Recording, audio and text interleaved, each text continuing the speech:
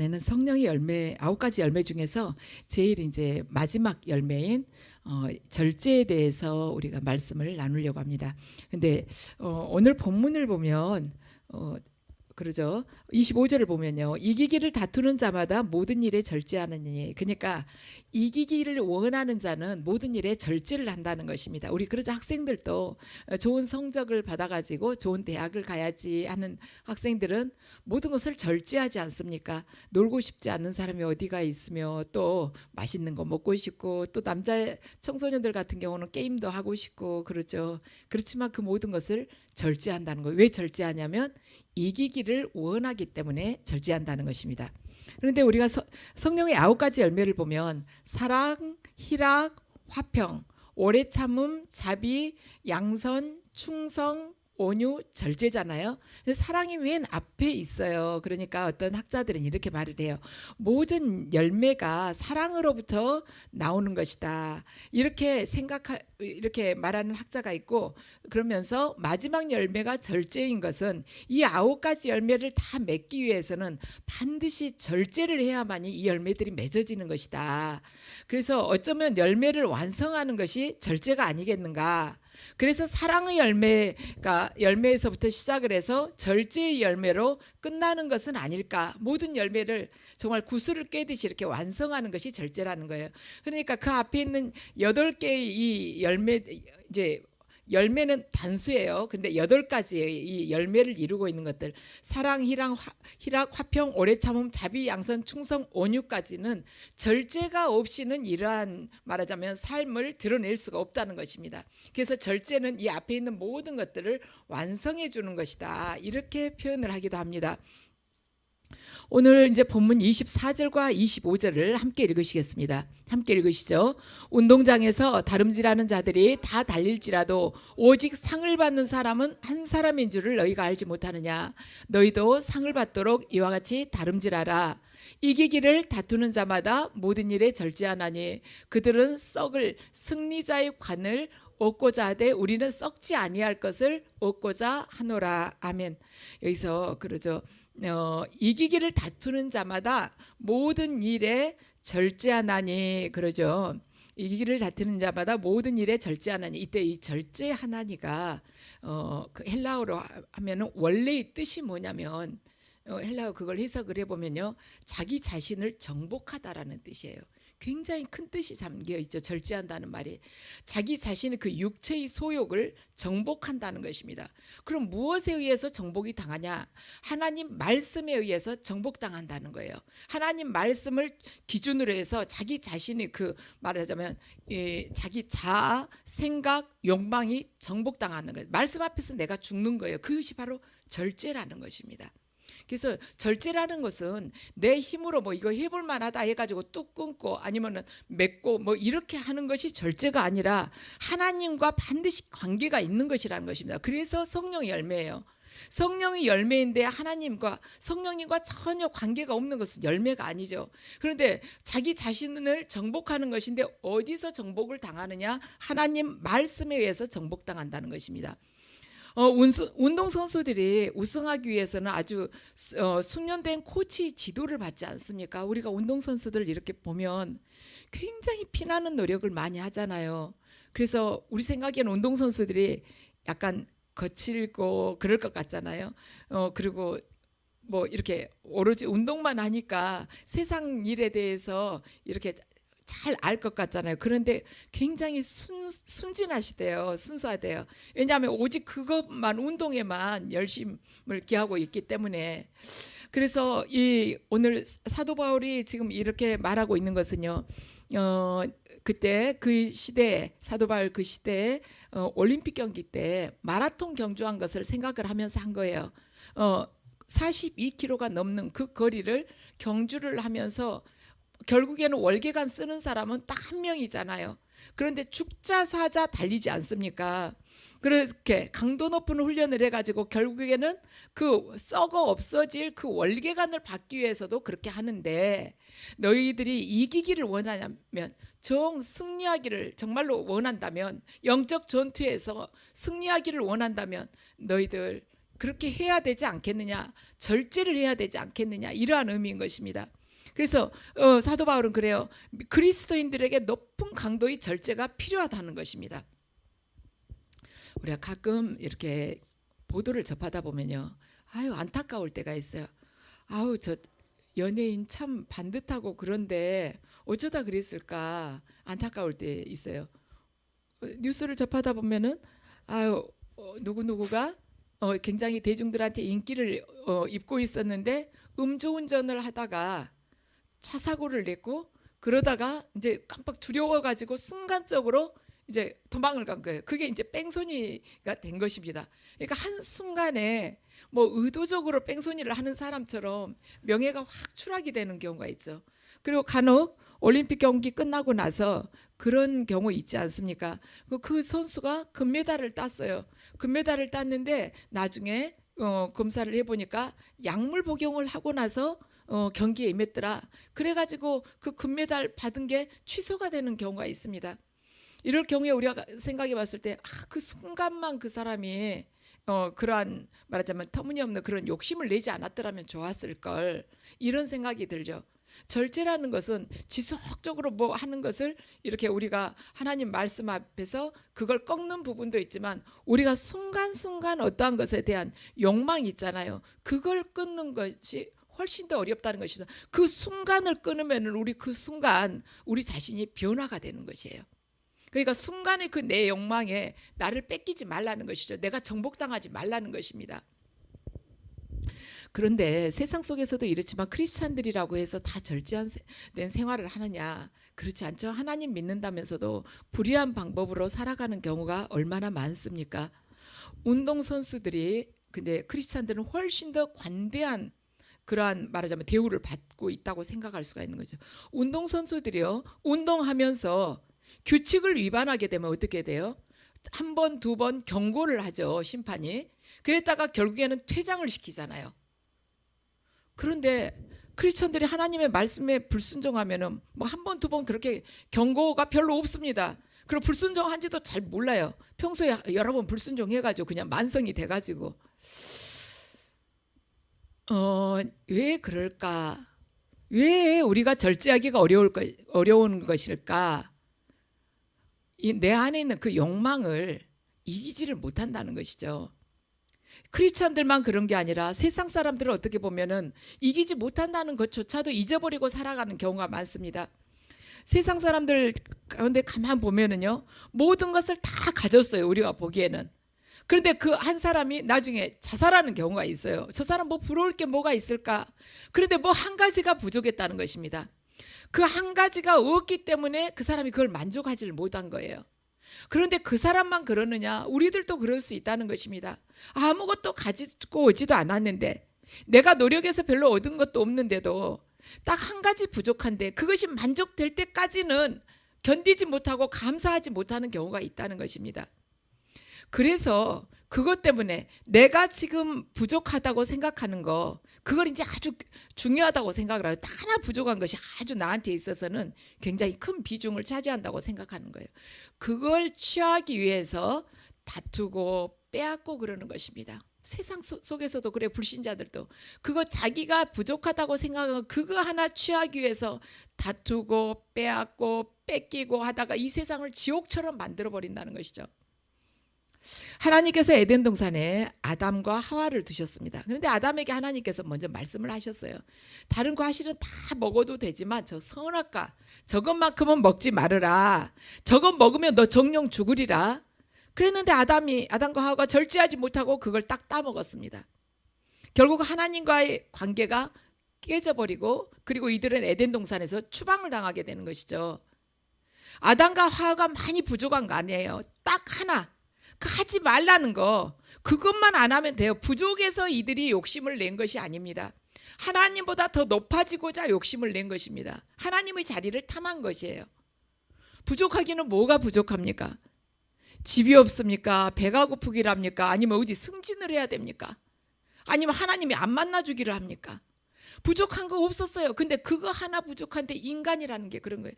작은 거 하나라도 내가 거기에 대해서 내 마음을 빼앗기게 되면 그것이 전부처럼 여겨지는 것이 인간인 것입니다. 우리들도 내 삶 속에 있어서 하나님 보시기에는 그걸 지금 네가 취했다 하면 너는 영적으로 오히려 더 변질될 수가 있어 하고 주시지 않는 것을 그걸 전부인 것처럼 오직 그것만 바라보고 있는 경우가 있어요.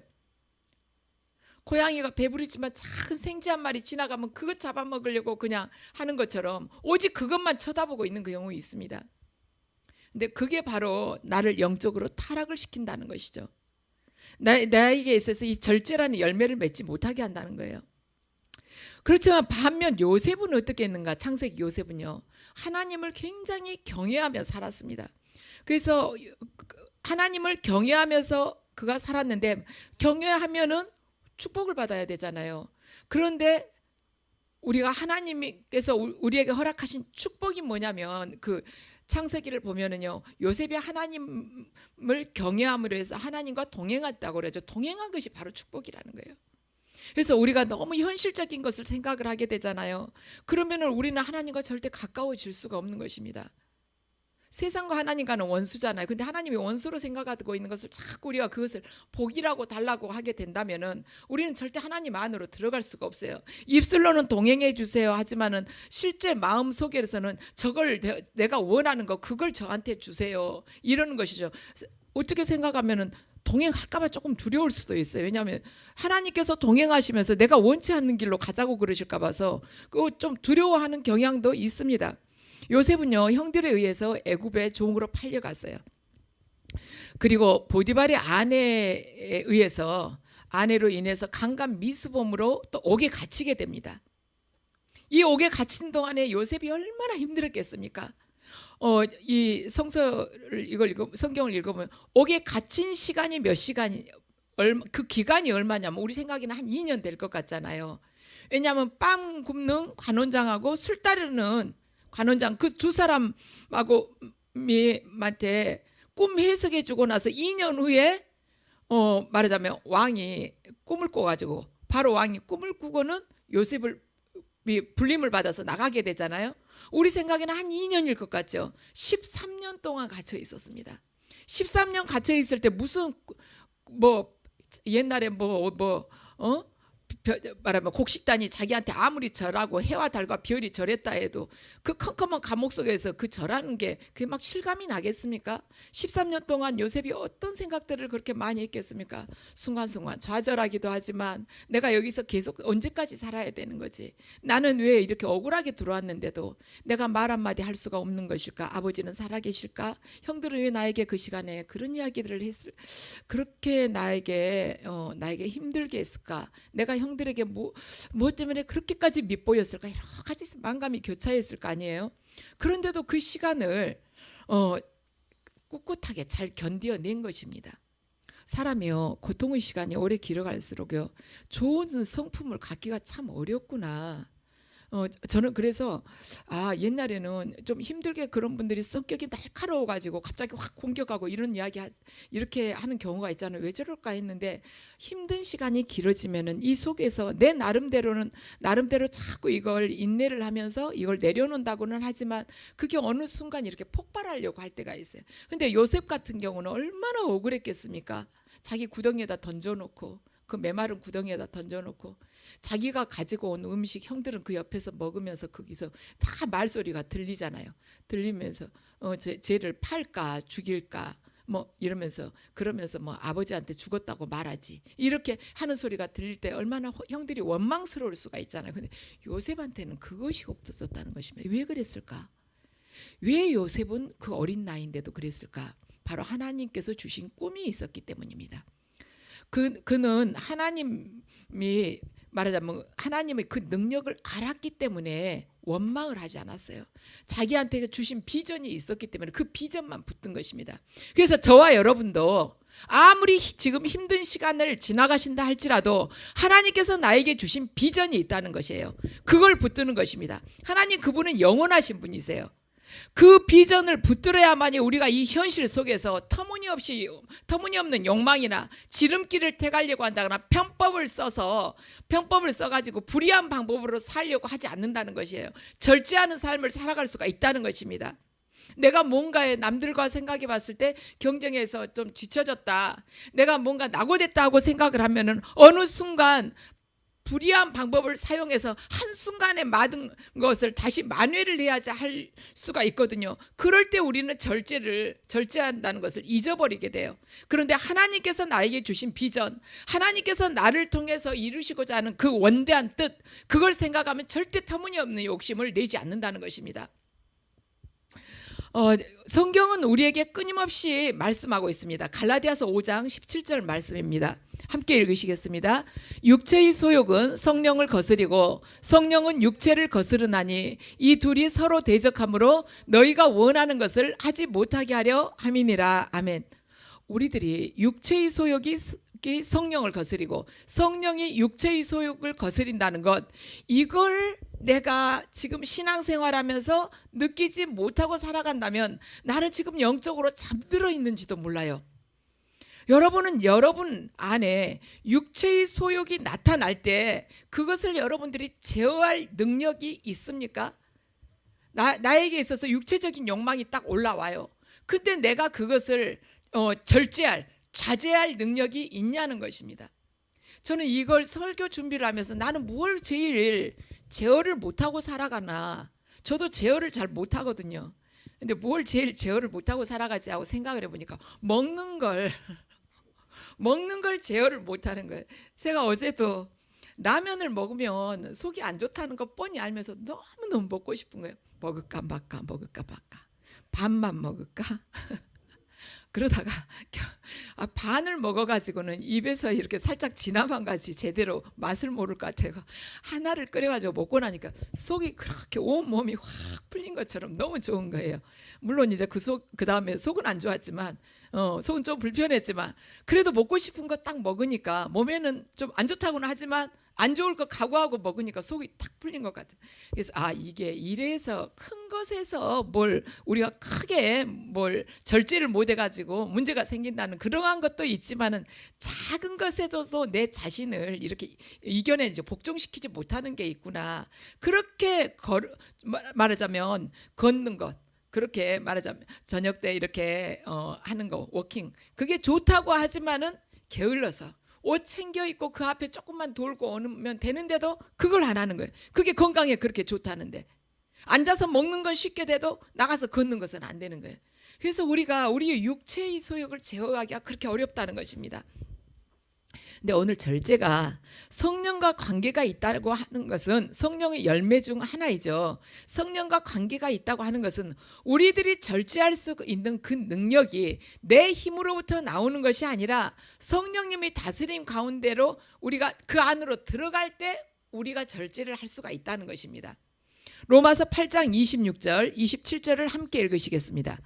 이와 같이 성령도 우리의 연약함을 도우시다니 우리는 마땅히 기도할 바를 알지 못하나 오직 성령이 말할 수 없는 탄식으로 우리를 위하여 친히 간구하시느니라. 마음을 살피시는 이가 성령의 생각을 아시나니 이는 성령이 하나님의 뜻대로 성도를 위하여 간구하심이니라. 우리가 이 성령님과 우리가 아무 관계가 없잖아요. 그런 성령의 열매인 절제를 우리가 맺을 수가 없는 것입니다. 절제는 반드시 성령의 열매예요. 그러니까 성령님과 우리가 동행하고 성령님의 인도하심을 받을 때 우리가 절제의 그 열매를 맺는 그런 삶을 살아갈 수가 있다는 것이죠. 오늘 이제 본문에서 바울이 그러죠. 달리기를 한다고, 경주를 한다고 그러잖아요. 그때 그 달리기는 올림픽에서 말하는 올림픽 경기에 있는 마라톤을 지금 뜻하는 거예요. 그런데 이 마라톤 경주를 하는데 그 마라톤 경기를 하는 데 있어서 여러 가지 변수들이 있을 수 있죠. 그런데 절대 변하지 않는 게 있어요. 마라톤을 뛰는 모든 선수들에게 있어서 그 코스는 딱 정해져 있어요. 어디서부터 어떻게 이렇게 뛴다 이렇게 정해져 있는 것입니다. 그래서 거기에 출전한 선수들에게 있어서 동일한 환경과 동일한 조건이 지금 주어졌다는 것을 알 수가 있습니다. 그런데 거기서 누가 절제하고 누가 잘 준비하고 누가 잘 달리느냐에 따라서 그 한 사람에게 월계관이 주어진다는 것이에요. 수능도 그렇죠. 똑같은 조건이 주어졌어요. 하루 24시간 똑같이 다 누구에게나 주어졌습니다. 누구에게나 그날 응시할 수 있는 그러한 자격이 또한 주어졌어요. 그렇지만 누가 그 시험 보기 전까지 얼마나 자기를 절제하면서 최선을 다해서 준비했느냐, 얼마나 건강 관리를 하면서 시간 관리를 잘 했느냐, 수험생 둔 엄마들 말로는 얼마나 엉덩이 싸움을 많이 했느냐, 거기에 따라서 점수가 차이가 난다는 것이죠. 합격과 불합격이 등락이 또한 결정이 된다는 것입니다. 그런데 우리가 신앙생활을 하면서 종종 착각하는 것이 뭐냐면, 내가 신앙생활 잘하고 싶은데 잘하기 위해서는 나에게 있어서 신앙생활 잘할 수 있는 조건이 좀 잘 갖추어져야 된다고 생각을 하는 거예요.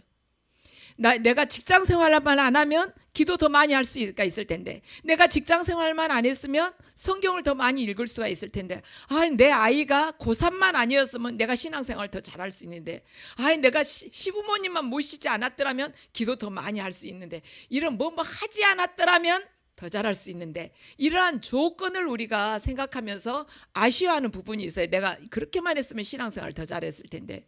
그런데 절제라는 성령의 열매를 통해서 우리가 보면은 다름질하고 승리하고 영광의 면류관을 얻을 수 있는 것은 우리에게 좋은 조건이 주어져서가 아니라는 것이에요. 마라톤 선수들에게 있어서 1등을 한 선수에게 특별하게 좋은 조건이 주어져서가 아니라는 것입니다. 같은 환경 안에서 어떻게 달려가느냐, 어떻게 자기 육을 이겨내고 달려가느냐에 따라서 1등이 될 수도 있고 2, 3등이 될 수도 있다는 것입니다. 신앙생활도 그래요. 똑같은 조건입니다. 특히나 우리나라 같은 경우 신앙의 자유가 있잖아요. 그렇잖아요. 지금은 이제 비대면도 끝났어요. 자유가 있지 않습니까? 그 안에서 내가 어떠한 마음가짐으로 어떤 믿음으로 달려가느냐에 따라서 영원한, 그 말하자면 면류관을 받을 수 영생을 얻을 수도 있는 것이고, 그러지 않으면 중도 탈락을 할 수도 있다는 것입니다. 이스라엘 백성들이 장정만도 60만 명의 홍해를 다 건너갔어요. 출애굽할 때.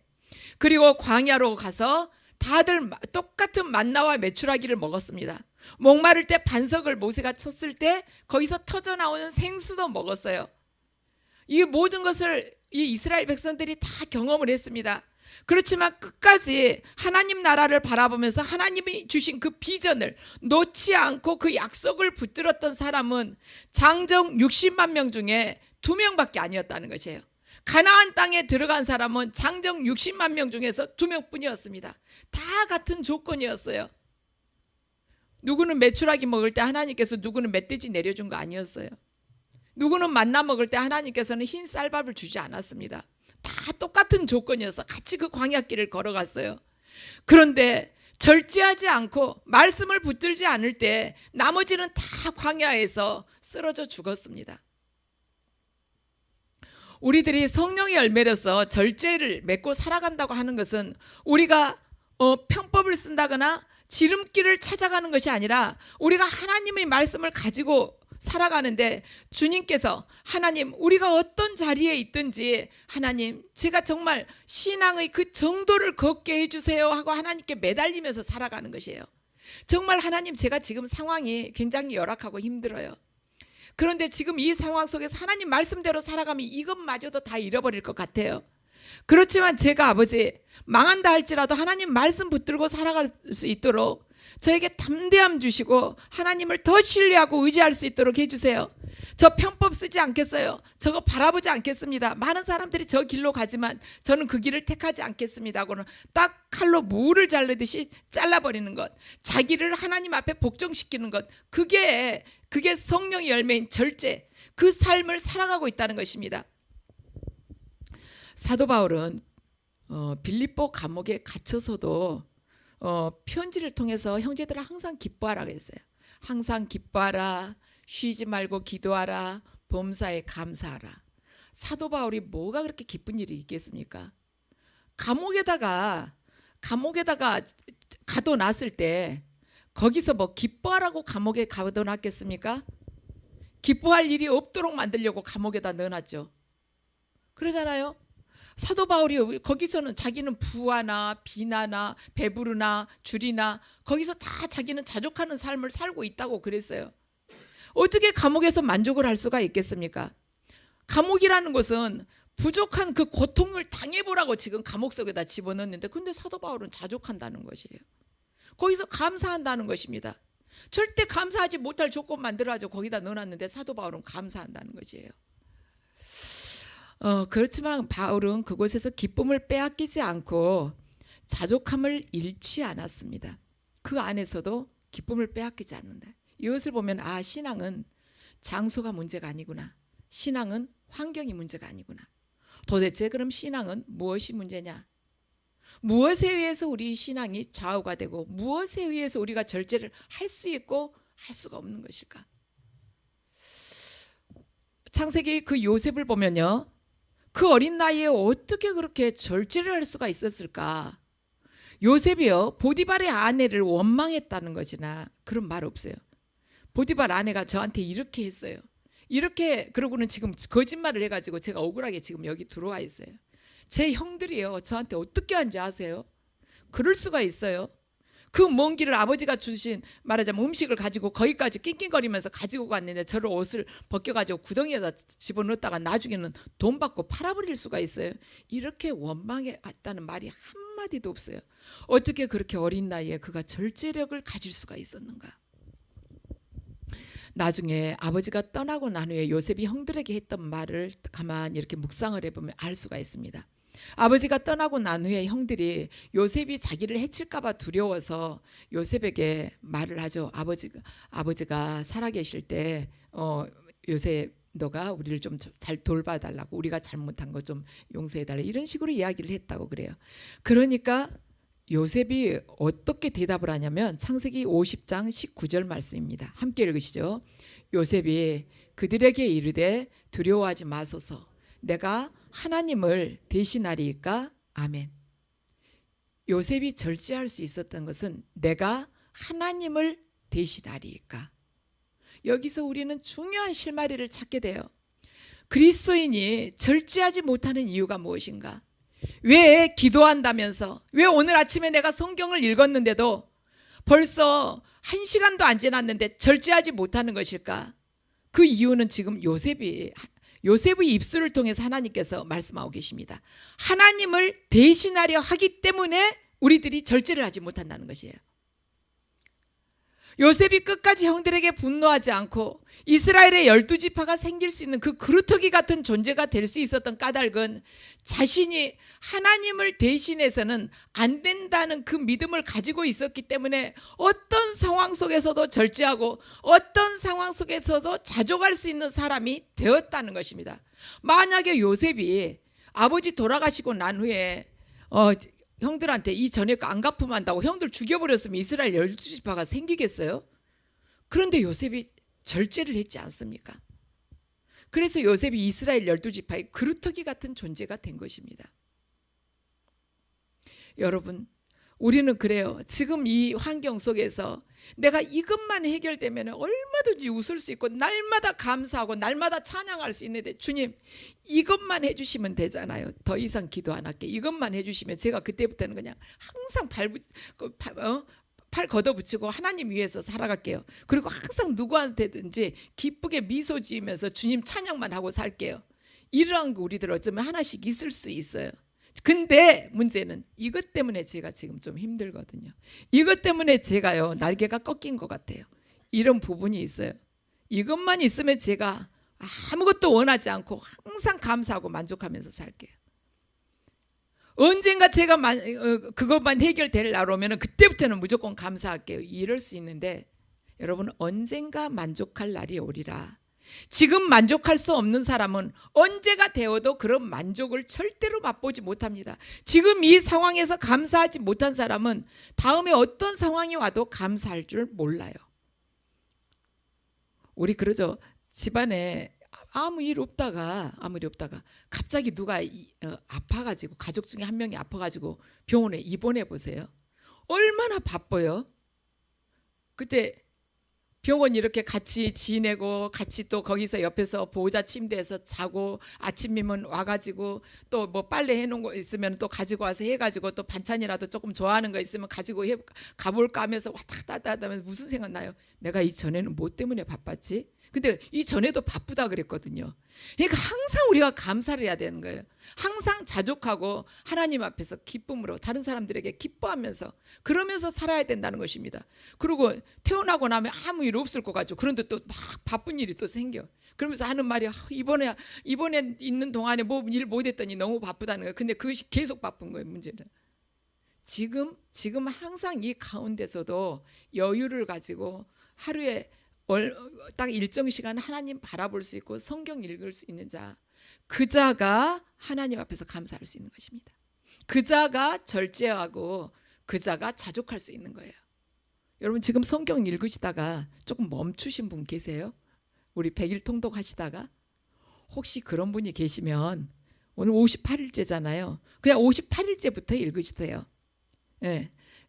나 기어코 여기 따라가리라.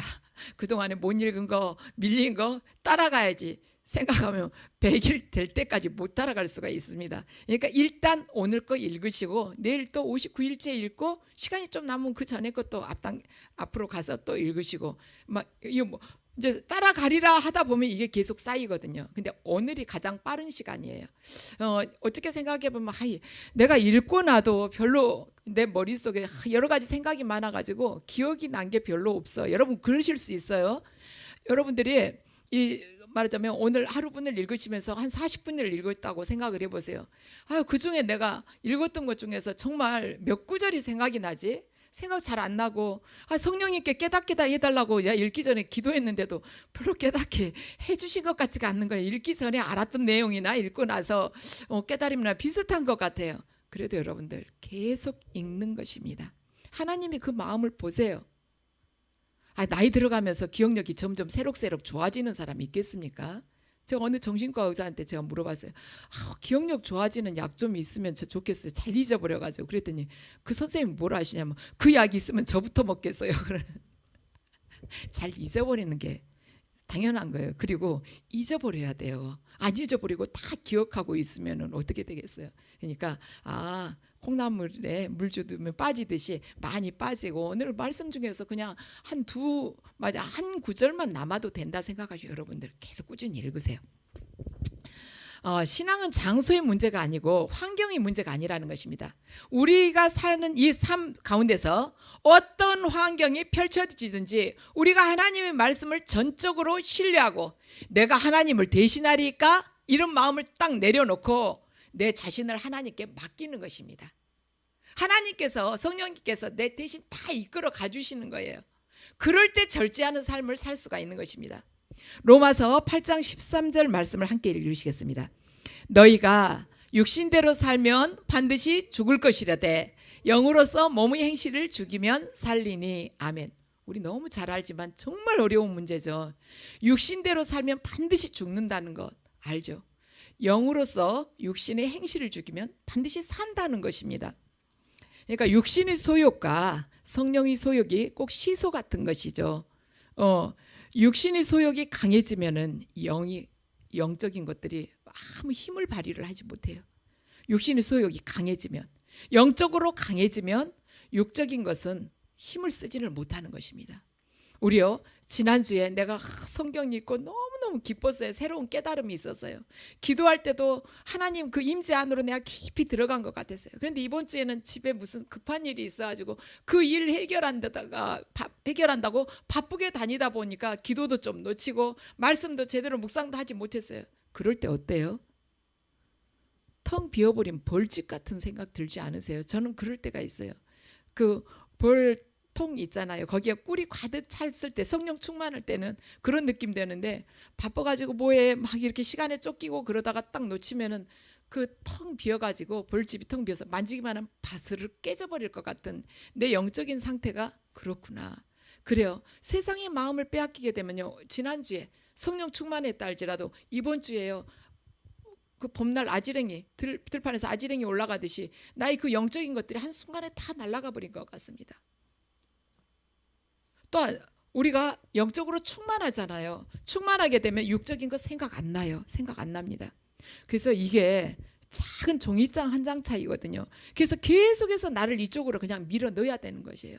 말씀 읽고 기도하고 또한 말씀을 깨달은 것 또 살고 딴 데 마음 줄 필요 없어요. 왜냐하면 다른 것들은 다 썩어 없어질 것이기 때문에. 조금 뭐 그런 것 같고 어때요?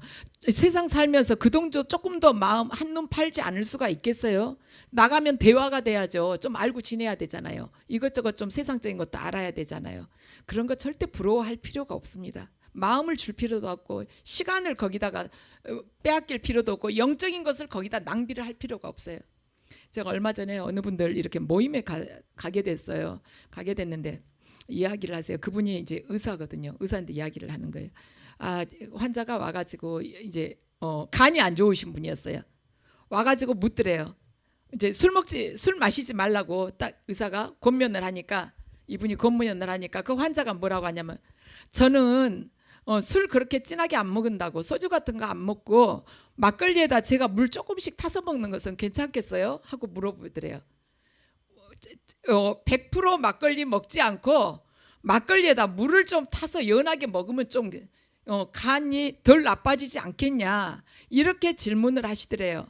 그래서 이 의사 선생님이 뭐라고 이야기를 했냐면 독약에다가 물 조금씩 타서 먹으면 안 죽겠나요? 하고 이야기를 했대요. 물 좀 타서 독약 다 먹고 나면 안 죽어요? 그랬더니 죽겠네요. 술 마시면 안 되겠네요. 그래서 절대로 가까이 하면 안 되는 거예요. 그러면서 이제 이 의사 선생님이 뭐라 하냐면 자기가 옛날에 배웠던 교수님이 있대요. 그분이 이 간 그쪽으로 하는 그 내과 그쪽 교수님이었는데 그 교수님이 본인이 그쪽 계통 전공을 하시지만 술을 너무 좋아하시는 분인 거예요. 그래가지고 학생들한테 가르치면서 실은 술 안 먹어야 해야 된다고 그래야 했잖아요. 간 나빠진다고. 그런데 이분이 당신이 워낙 좋아하니까 하루에 소주 2잔 정도는 괜찮다고 그러신 거예요. 수업 중에 강의를 하시면서. 근데 결국에 이분이 간암으로 돌아가셨다는 겁니다. 그러니까 원칙을 벗어나게 되면은 그쪽 계통 전공 의사도 안 된다는 거예요. 교수도 안 된다는 거예요. 독약에다 물 조금씩 타서 먹으면 결국에는 죽는다는 것입니다. 우리가 거짓말 1번, 2번 하면 그러다가 점점 거짓말이 커져가지고 결국에는 우리 영혼이 멸망된다는 것이에요. 우리가 나무 험담 조금씩 하면 처음에는 좀 재밌고 우스갯소리 같지만 험담하다가 끝에 가서 좀 칭찬해주면 그것이 뭐 희석돼서 괜찮을 것 같지만 하나님 앞에서는 정말 용서받기 어려운 죄라는 것입니다. 우리가 자기 자랑 조금씩 이렇게 들춰내면 괜찮을 것 같아요. 요즘 뭐 자기 PR 시대에 거짓말 붙여서라도 자랑을 하는데 조금 있는 것 가지고 좀 보여주면 어때? 그런데 그게 계속 쌓이면서 이게 교만이 돼버린다는 것이에요. 내 지금 환경이 이러는데 좀 좌절할 수도 있지. 낙심 안 하게 생겼어. 지금 이 환경이 낙심 조금씩 하다 보면 신앙에서 반드시 파멸을 한다는 거예요. 파선하게 된다는 것입니다. 조금씩 돈을 가지고 있다가 조금씩 거기서 헐어서 쓴다. 처음에는 자기가 말하자면 총무였다. 그래서 1,000원, 2,000원 뺏쓰다가 나중에 10,000원, 20,000원 뺏쓰다가 나중에는 크게 횡령하게 되는 것이죠. 1,000원, 2,000원 뺏은 것도 하나님 앞에서는 범죄하는 것이죠. 그러잖아요. 그래서 조금씩 물 타가지고 뭐 좀 어떻게 해볼까요? 절대 거기서 위로를 받아서는 안 된다는 것이에요. 시편 119편 9절에 이런 말씀이 있습니다. 함께 읽으시죠. 청년이 무엇으로 그의 행실을 깨끗하게 하리이까? 주의 말씀만 지킬 따름이니이다. 아멘. 이 청년이 지금 우리가 생각하는 20대, 30대의 그 청년만을 이야기하겠습니까? 신체적인 나이로만 지금 청년을 이야기하겠습니까? 하나님께서 우리들에게도 주시는 말씀이 있지 않겠습니까? 무엇으로 네 행실을 깨끗하게 할 수가 있겠냐? 네 행실 무엇으로 깨끗하게 할 수 있냐? 바로 주님 말씀 앞에 설 때 나에게 있는 군더더기 죄된 것들을 쳐낼 수가 있지 않겠느냐? 고린도전서 오늘 27절 말씀입니다. 함께 읽으시죠. 9장 27절 말씀입니다. 오늘 본문요. 자, 함께 읽으시죠. 내가 내 몸을 쳐 복종하게 함은 내가 남에게 전파한 후에 자신이 도리어 버림을 당할까 두려워함이로다. 아멘. 내 몸을 쳐서 복종하게 함은 내가 복음을 전파한 후에 오히려 내가 버림을 당하게 될까 봐서 두렵다. 사도 바울이 그래요. 그렇게 주님으로부터 깊은 계시를 받고 그 신학적으로 교리적으로 집대성한 이 사도 바울이 자기가 복음을 전하고 나서 주님께 버림받을까 두렵다는 것입니다. 자기가 목숨을 바쳐서라도 이 하나님의 말씀을 전하는 자로서 살기로 그렇게 결단하고 평생을 거기다가 자신을 다 바친 사람이에요. 그리고 마지막 달려갈 길을 다 달려가는데 하나님께서 나 너 몰라 이렇게 해버릴까 봐 바울이 두렵다는 것입니다. 너는 자격 없어. 너 나한테 아버지라고 부르지 마. 이렇게 할까 봐 두렵다는 것이에요. 여러분에게는 혹시 그런 두려움 없습니까? 여러분에게는 혹시 주님을 딱 마주 보는 날 나 너 모른다 그렇게 하시면 어떡하지 하는 두려움 혹시 없어요? 저는 그런 두려움이 있습니다. 굉장히 많이 있어요. 왜냐하면 제가 나이가 있기 때문에 제가 목회를 몇십 년 그렇게 하지 않으리라는 걸 제가 알죠. 얼마 안 남았겠죠. 그러지 않겠어요? 20대에 시작한 사람들은 40년, 40 몇 년 했다고 그러지만 저는 그러지 않잖아요. 근데 이 얼마 남지 않는 기간 동안 얼마 안 되는데도 이것마저도 하나님 뜻대로 제가 하나님 부르심대로 하지 못할까 봐 그리고 제가 하나님 뜻대로 하려고 하면서 기도하면서 하나님 뜻을 계속 구해서 즉시 한두 번 구해가지고 하는 것도 아니고 그렇게 시간을 두고 오랫동안 기도를 해가지고 하나님 뜻을 이렇게 구해가지고 실행에 옮기지만 그걸 혹시 제가 하나님 뜻을 잘못 받을까 봐 그게 굉장히 두려운 거예요. 저에게 있어서는.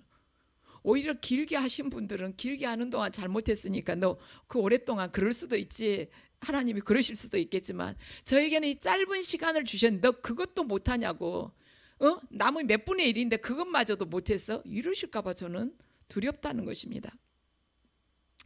우리가 7월 달에 초청할 목사님이 계세요. 우리 지금 현재 예배학은 6월 말까지 하고 7월에 이제 초청할 목사님이 박교일 목사님이라고 지금 백석대학 이사장님으로 계시는 분을 우리가 7월에는 초청을 할 거예요. 그런데 그분이 강의하시면서 이런 말씀을 하시는 거예요. 저희 이제 목사님들 모여놓고 그분이 강의하실 때 말씀을 하시는데 그게 저한테 있어서 굉장히 이렇게 깊은 울림이 됐어요.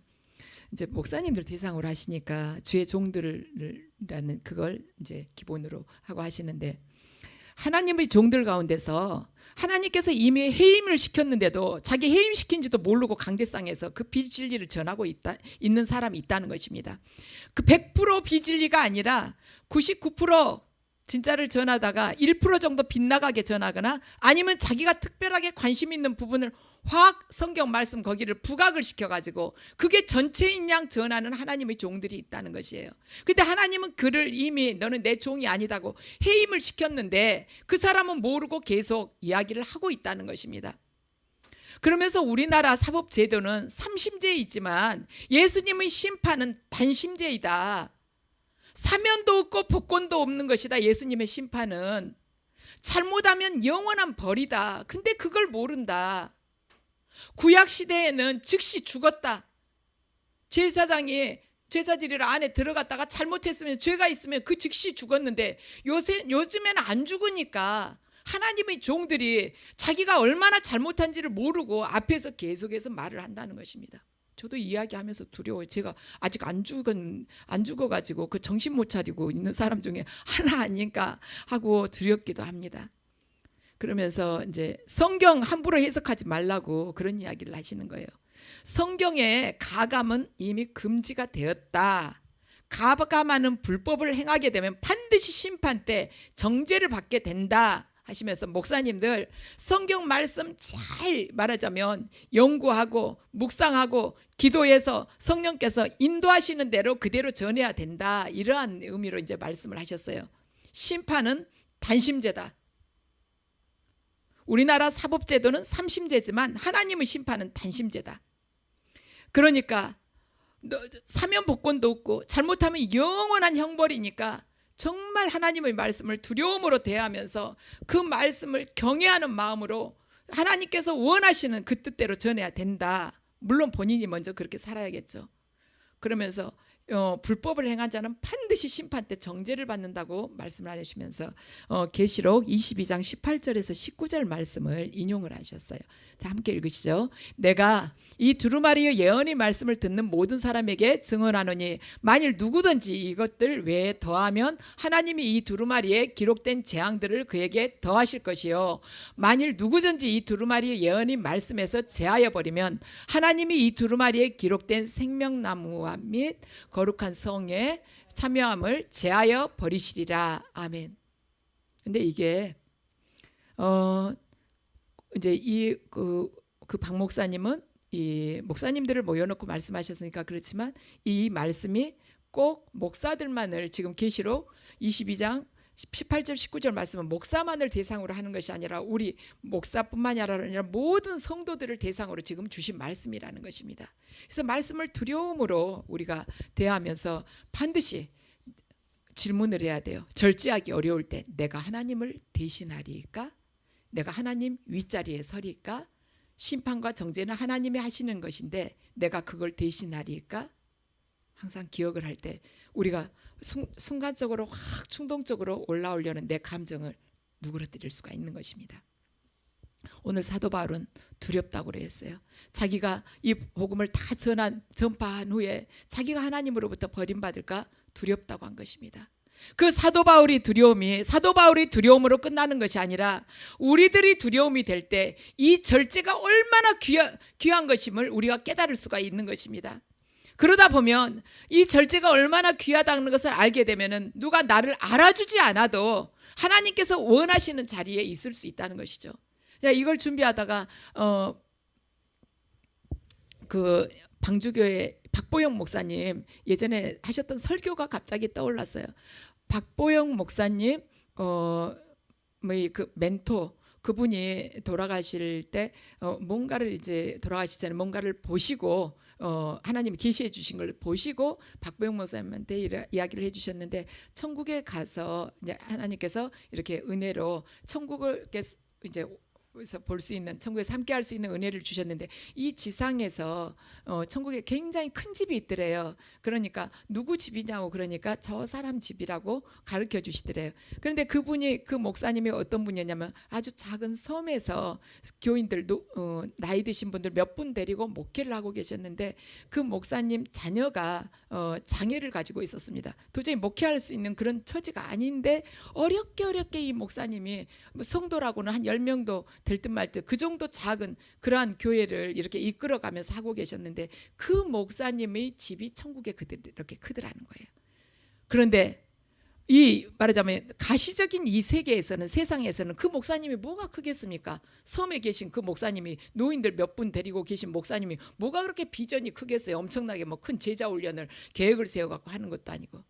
그런데 내 욕망을 내려놓고 주어진 자리에서 최선을 다하면서 내가 절대 하나님을 대신해서 살지 않겠다는 그러한 절제력을 가지고 살아가게 된다면 우리는 이 세상 사람들이 원하는 그러한 거대함, 그러한 화려함, 그런 모든 것에 대해서 부러워하지 않고 이 절제의 성령의 여러 가지 열매 중에서 마지막 열매인 이 절제의 열매를 맺으면서 나머지를 온전하게 완전하게 나머지의 열매들도 완전하게 우리가 맺어갈 수 있다는 것입니다.